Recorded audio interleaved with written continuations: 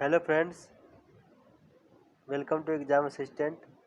आज हम बाल विकास एवं शिक्षण शास्त्र के क्वेश्चनों के बारे में डिस्कस करेंगे, जो कि यूपी टेट और सी टेट तथा सुपर टेट के लिए बहुत ही महत्वपूर्ण है। तो चलिए, आज का हमारा पहला क्वेश्चन है, आनुवंशिकता व्यक्ति की जन्मजात विशेषताओं का पूर्ण योग है। यह कथन किसका है? तो फ्रेंड्स, इसका राइट आंसर दीजिएगा। इसका राइट आंसर होगा option B, B N Jha. B N का है, इनका नाम पूरा नाम है बी एन झा।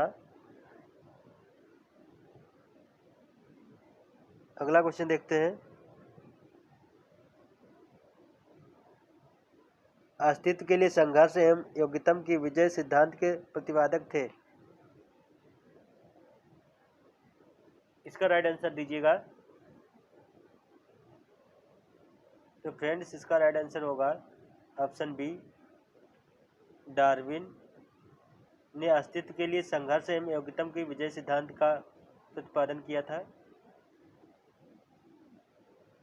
अगला क्वेश्चन देखते हैं। एक ही प्रभाव वाले सक्रिय गुणसूत्रों का संयोग होता है। तो फ्रेंड्स, इसका राइट आंसर दीजिएगा। इसका ये ऑप्शन है, सरलता से होता है। इसका ये तो गलत होगा। सी नहीं होता है, ये भी गलत है। इनमें से कोई नहीं, ये भी गलत है। इसका राइट आंसर होगा ऑप्शन बी, एक जैसे सक्रिय गुणसूत्रों का संयोग कठिनाई से होता है। तो फ्रेंड्स, अगला क्वेश्चन देखते हैं। लैंडिस एवं लैंडिस महोदय द्वारा दिए गए उपयुक्त कथन की आनुवंशिकता हमें हमारी कार्यशील पूंजी देती है और पर्यावरण उसके विनियोग का अवसर देती है से स्पष्ट होता है। इसका फर्स्ट ऑप्शन है, मनुष्य के जीवन में आनुवंशिकता ही सब कुछ है। बी ऑप्शन है, मनुष्य के जीवन में पर्यावरण ही सब कुछ है। सी ऑप्शन है, आनुवंशिकता और पर्यावरण परस्पर एक दूसरे के पूरक है। और ऑप्शन डी है, इनमें से कोई नहीं। तो फ्रेंड्स, इसका राइट आंसर होगा ऑप्शन सी, आनुवंशिकता और पर्यावरण परस्पर एक दूसरे के पूरक है। अगला प्रश्न देखते हैं। बीज कोश की निरंतरता का नियम किसने दिया था? तो फ्रेंड्स, इसका राइट आंसर दीजिएगा। इसका राइट आंसर होगा ऑप्शन बी, गाल्टन ने दिया था। अगले क्वेश्चन की ओर बढ़ते हैं।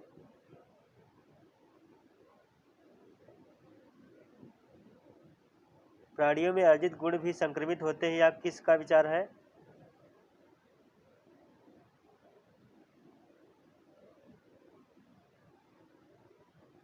ये ऑप्शन है मेंडल का। ये गलत जवाब है। बी भी इसका गलत है, वाटसन। सी भी गलत है। इसका राइट आंसर है डी, इनमें से कोई नहीं। ये जो ऑप्शन दिए गए हैं, इनमें से इसका कोई भी आंसर नहीं है। अगर फ्रेंड्स अभी तक हमारा चैनल सब्सक्राइब नहीं किया है, तो फ्रेंड्स जल्द से ही हमारे चैनल को सब्सक्राइब करके बेल आइकन प्रेस कर दीजिएगा। अगला क्वेश्चन देखते हैं। शैशवावस्था में होने वाली भाषा विकास के संदर्भ में निम्नलिखित कौन सा कथन उपयुक्त है? ये ऑप्शन है, शैशवावस्था में भाषा का विकास अनुभव की प्राप्त के द्वारा होता है। बी ऑप्शन है, शैशवावस्था की भाषा का विकास अनुकरण के द्वारा होता है। और इसका सी ऑप्शन है, शैशवावस्था में भाषा का विकास बिल्कुल भी नहीं होता है। और डी ऑप्शन है, इनमें से कोई नहीं। तो फ्रेंड्स, इसका राइट आंसर होगा ऑप्शन बी, शैशवावस्था की भाषा का विकास अनुकरण के द्वारा होता है। अगला क्वेश्चन देखते हैं। ये बहुत ही इम्पोर्टेंट क्वेश्चन है और पिछले बार आया भी था ये क्वेश्चन। निम्नलिखित में से किस एक से शिशु के अधिगम की सहायता नहीं मिलती है? ये ऑप्शन अनुकरण। अनुकरण से तो सहायता मिलती है। इसका राइट आंसर ये नहीं होगा। अभिप्रेरणा से भी सहायता मिलती है, इसमें पूछा गया नहीं मिलती है। तो फ्रेंड्स, इसका राइट आंसर होगा ऑप्शन बी, स्कूल का बस्ते से अधिगम में कोई सहायता नहीं मिलती है। इसका सी ऑप्शन सही होगा। अगला प्रश्न देखते हैं। शैशवावस्था में किस बात पर विशेष ध्यान देना चाहिए?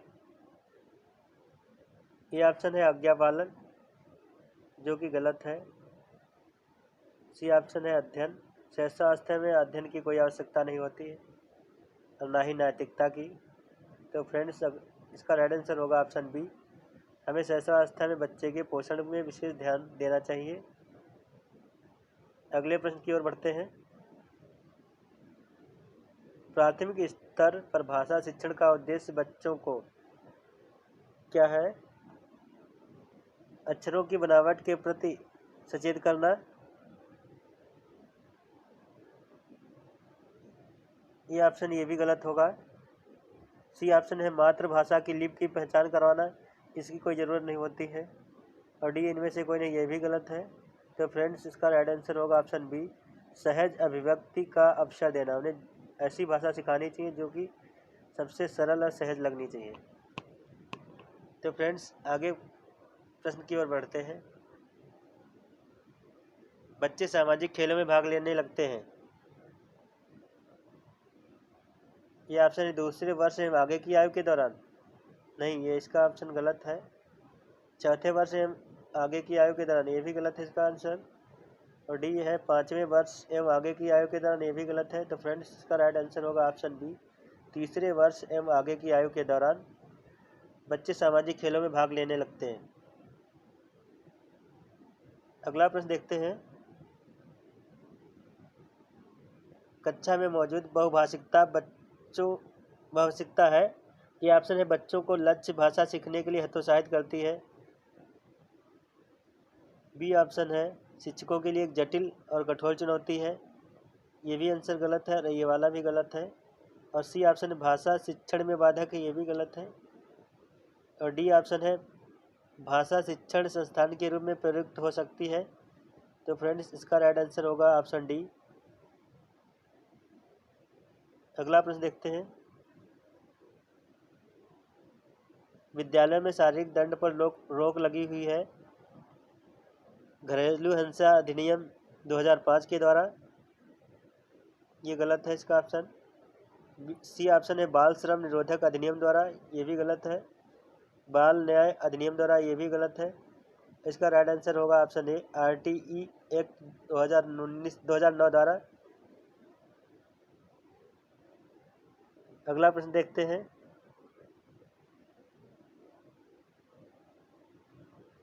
सहयोगी अधिगम के लिए कौन सा कथन सही है?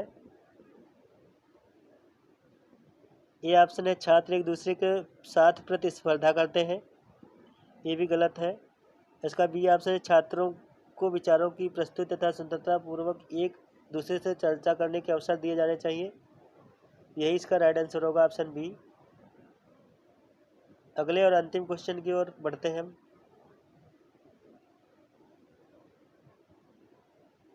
बाल्यावस्था में संवेगात्मक विकास को प्रभावित करने वाला प्रमुख कारक कौन है? ये ऑप्शन है विद्यालय, ये भी नहीं है। बी है परिवार, ये भी गलत है। सी थकान, ये भी नहीं। तो इसका राइट आंसर होगा ऑप्शन डी, सामाजिक दशा, जो कि बाल्यावस्था में संवेगात्मक विकास को प्रभावित करता है।